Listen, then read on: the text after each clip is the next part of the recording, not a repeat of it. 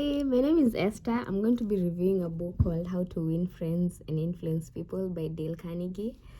So the book has several chapters, around 30, and it has 4 parts. The part I'll be talking about today involves fundamental skills of handling people.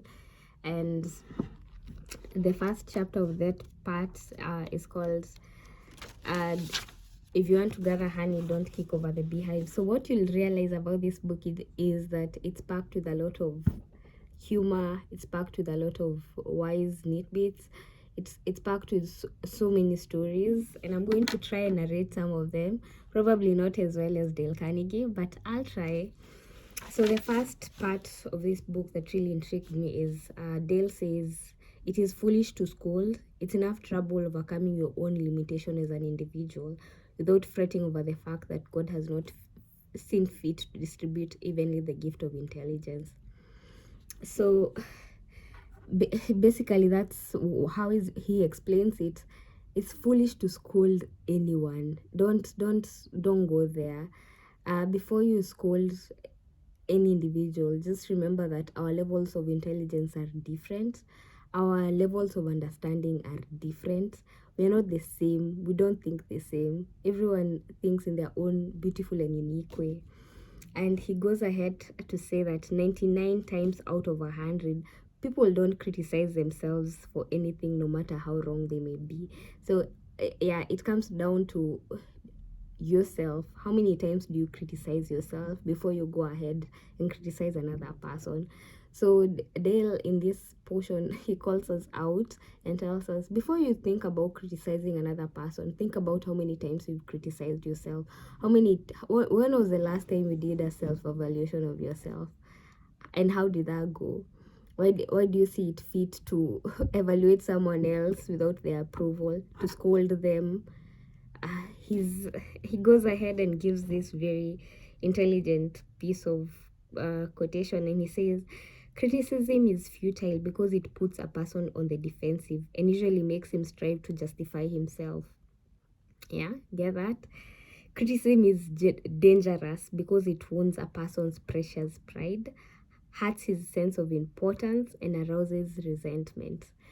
So we see this a lot when you correct, for example, when you correct someone, a friend, the first thing in as much as they love you as their friend, when you correct your sibling, in as much as they love you and they care about you, they'll justify themselves.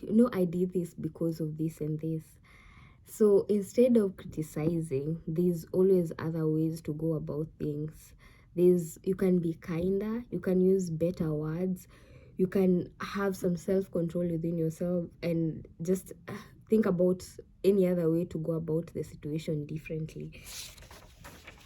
Also, Dale goes ahead and says that as much as we thirst for approval, we dread condemnation.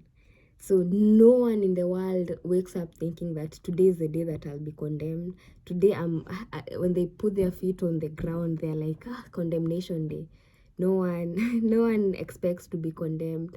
So when you come at anyone trying to condemn them, to criticize their actions, just remember that mostly, I won't say 9 times out of 10, but I'll say that mostly people they wake up seeking approval. They don't wake up thinking that they'll be criticized or called out. So yeah, Dale advises that you should be careful because human beings are human beings, and we crave approval more than condemnation. I think it's logical to say that because it is. So Dale goes ahead and says that according to human nature, wrongdoers usually blame everyone but themselves. So yeah, in as much as that person may be in the wrong, for example, your partner may be using their phone too much, but in as much as they're in the wrong, wrongdoers blame everyone but themselves. We are, he says that as human beings, we are all like that. So when we are tempted to criticize someone, remember that all criticism is like homing pigeons. They always return home. The person you're going to correct and condemn will probably justify himself or herself and condemn us in return, or they will say that they don't see how they could have done any differently from what they have. So I recently watched a show where someone was using their phone too much instead of engaging with their partner. And what this person said is, it's because of work. Any criticism, any criticism given to anyone, people will get defensive and they will justify their actions. So instead of criticizing, try and get better words, voice things differently, use kinder words, have some self-control within yourself to think that maybe this is not the right time to talk about this thing. I'm not saying push it over to months from now, but maybe this is not the right time. Maybe this situation is not the best one to be engaging about this topic. Yeah, just find a space where things can be handled differently, because wrongdoers will blame everyone but themselves. Dale gives a story of Abraham Lincoln during a war in 1863. And his Abraham Lincoln said that you should not criticize people because they're just what you'll have done under similar circumstances. So in this war, there's a general called Meade who did not wrap up a war as fast as Abraham Lincoln would have wanted to. And Abraham Lincoln was very upset, and he wrote a letter and he said, "My dear General, I do not believe you appreciate the magnitude of the misfortune involved in Lee's escape. He was within our easy grasp, and to have closed upon him would, in connection with other late successes, have ended the war. As it is, the war will be prolonged indefinitely. If you could not safely attack Lee last Monday, how can you possibly do so south of the river when you can take with you very few, no more than 2/3 of the force you then had in hand? It will be unreasonable to expect, and I do not expect, that you can now effect much. Your golden opportunity is gone, and I am distressed immeasurably because of it." But Abraham Lincoln did not send this letter. It was found among his paperwork after his death. So Dale Carnegie assumes that the reason why Lincoln did not mail it is because after writing that letter, Lincoln thought to himself, maybe I ought not to be so hasty.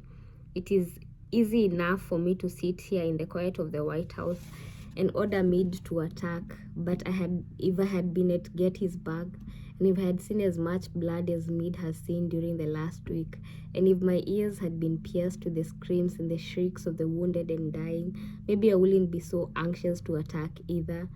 If I had Meade's timid temperament, perhaps I would have done just what he had done. Anyhow, it is water under the bridge. If I send this letter, it will relieve my feelings, but it will make Meade try to justify himself. It will make him condemn me. It will arouse hard feelings, impair all his further usefulness as a commander, and perhaps force him to resign from the army. So ultimately, Abraham Lincoln did not send the letter because he realized that sharp criticism and rebukes almost invariably end in futility. So before you use your sharp tongue to criticize someone, think about the situation at hand. Put yourself in this other person's shoes. Why did this person do this? If I was in their shoes, what would I have done differently?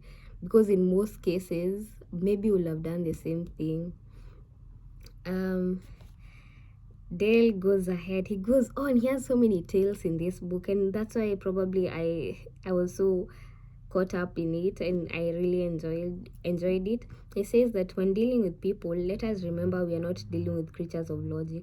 We are dealing with creatures of emotion, creatures bristling with prejudices and motivated by pride and vanity.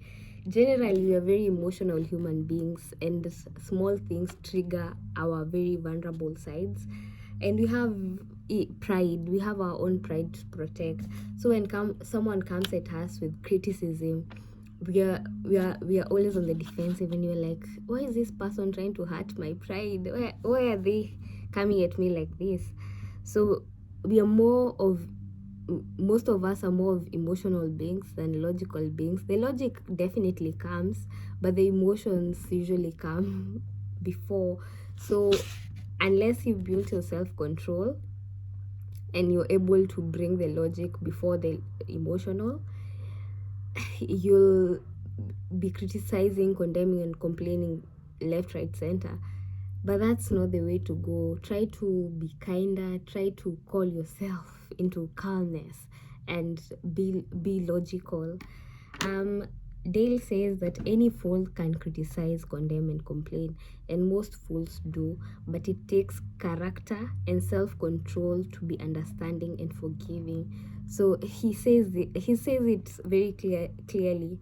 Before you criticize, think about your character. Think about how much self-control you're supposed to have as that leader, as that parent, as that partner, and be understanding and forgiving. He Dale also gives a story. It's a poem about a father forgetting that their child is still a child. They're still young. So in this narration, it's a poem called, it's a narration called "A Father Forgets" by Livingstone Learned. I'm not sure how that's pronounced. So the father narrates about how he, in a moment of reflection, he thinks about how he's been scolding his child, he's been calling them out, and then he forgets. So this is just a child. They are learning and they are growing.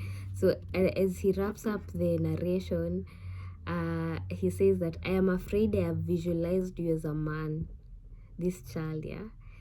Yet as I see you now, son, crumpled and weary in your cot, I see that you're still a baby. Yesterday you were in your mother's arms, your head on her shoulder. I have asked too much." Yeah, people are always learning and growing, and they want to strive to be better. So there's always ways to handle situations before criticizing and condemning and complaining. There's ways to be kinder. There's ways to call yourself into your self-control, to be calmer in handling matters. So as we wrap up, this chapter basically tells us, instead of condemning people, let's try to understand them. Let's try to figure out why they do what they do. That's a lot more profitable and intriguing than criticism, and it breeds sympathy, tolerance, and kindness. To know all is to forgive all. As Dr. Johnson said, God himself, sir, does not propose to judge man until the end of his days. Why should you and I? Thank you so much for going with me through this journey.